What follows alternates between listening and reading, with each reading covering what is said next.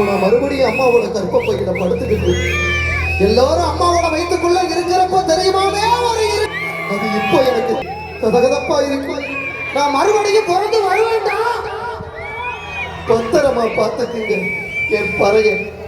ஏ அப்பனுக்கும் அத்தானுக்கும் தாண்டவ கோடே ஏ தப்பு சத்தம் கேட்டிடுமா தாண்டவ. கைப்பற்றி வச்சுட்டு அனைவரும்